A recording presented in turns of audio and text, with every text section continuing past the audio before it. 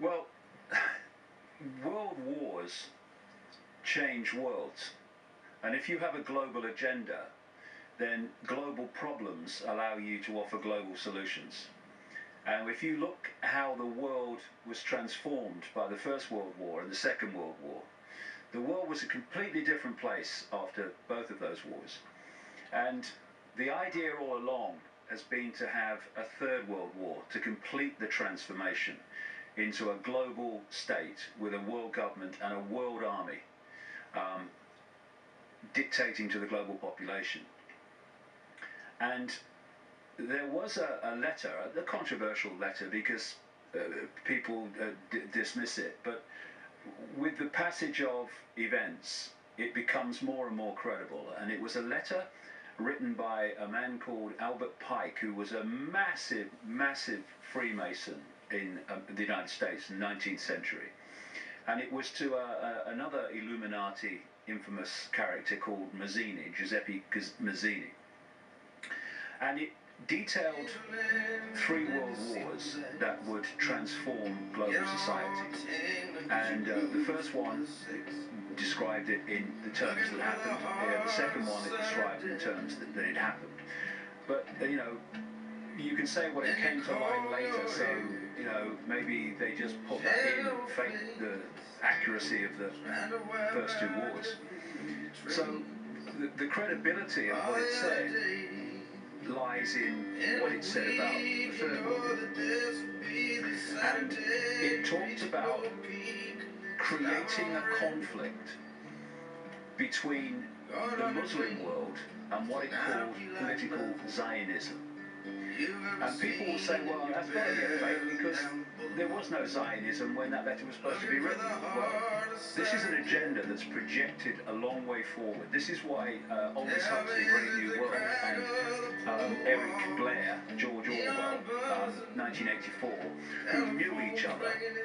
Huxley taught George Orwell French at Eton College, where the Royal was going, and they knew each other and they became friends. And from the same sources, not least the Fabian Society in Britain, they understood the projected agenda. And we're talking there in 1932 that Huxley's book was published, 1948 that Orwell's book was published, and they are describing the society that's unfolding today at that time. And there are many, many other examples of people predicting the future who were insiders, who have turned out to be incredibly accurate.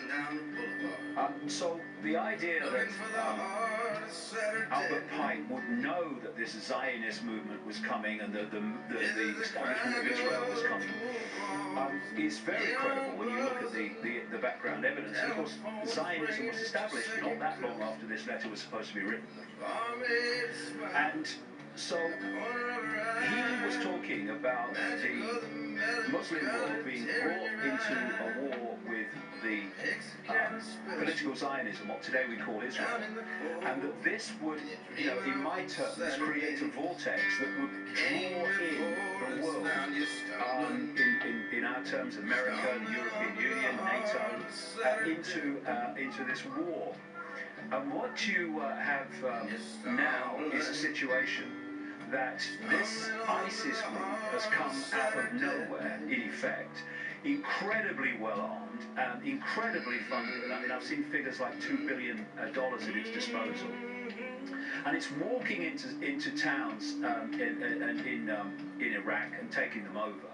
It's established itself at the key border crossings into Syria and into Jordan, and it's all happened really fast.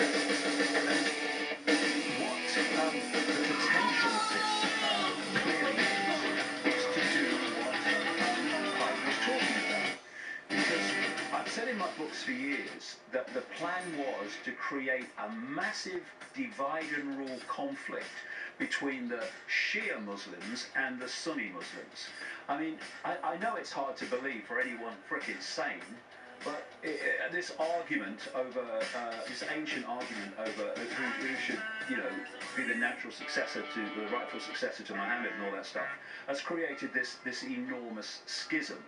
And schisms are there to be manipulated and exploited by these people. So what you have, therefore, is this ISIS that suddenly appeared with its grotesque violence that is representing Sunni Muslims. And then you have the regime currently in Iraq that is representing, in effect, Shia Muslims. And you have, just across the border, the center of the Shia Muslim world, and that's Iran. Iran, 89% I think it is, of Iranian Muslims are Shia. Now, in the last little while, there has been this, apparently on the face of it, this strange change of direction by America in terms of Iran. They've spent all these years with Israel saying, you know, we must take out their nuclear facilities and these sanctions against them, and all their terrorism. And now, if you remember, in the last week or so, they've even been talking about maybe they ought to get into discussions with Iran and come to some agreement on how they deal with this ISIS situation. And it's like, what? But when you come from this perspective, what they're doing is they're trying to draw Iran into this Sunni Shia conflict, like, you know, protect the Shia that this Sunni ISIS are threatening and overrunning at the moment. And once they get Iran pulled into that vortex, it ain't going to get out. Then there's another aspect of this, which is a real red flag for me. And that is, this ISIS organization is very extreme. And its very name, when you break down the wording, is describing its ambitions. And that's to take over Iraq, to take over Syria, and to take over what they call the Levant.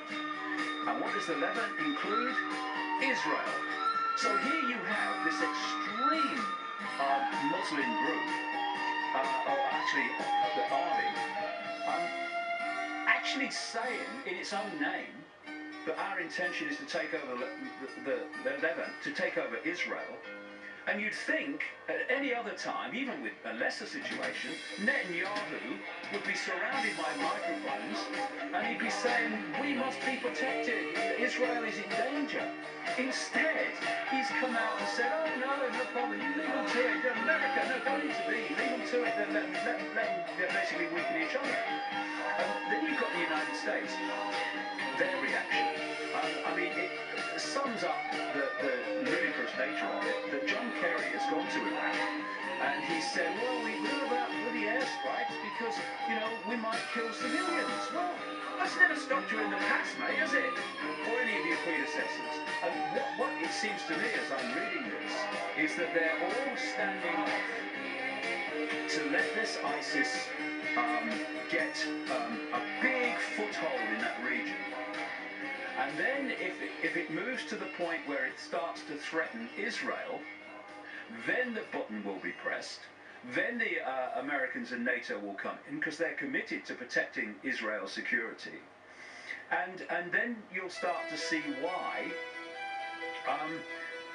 that sliver of land called Israel, with less than 8 million people, has one of the best equipped armies in the world and a nuclear arsenal. Because what Pike was talking about was drawing all these different disparate groups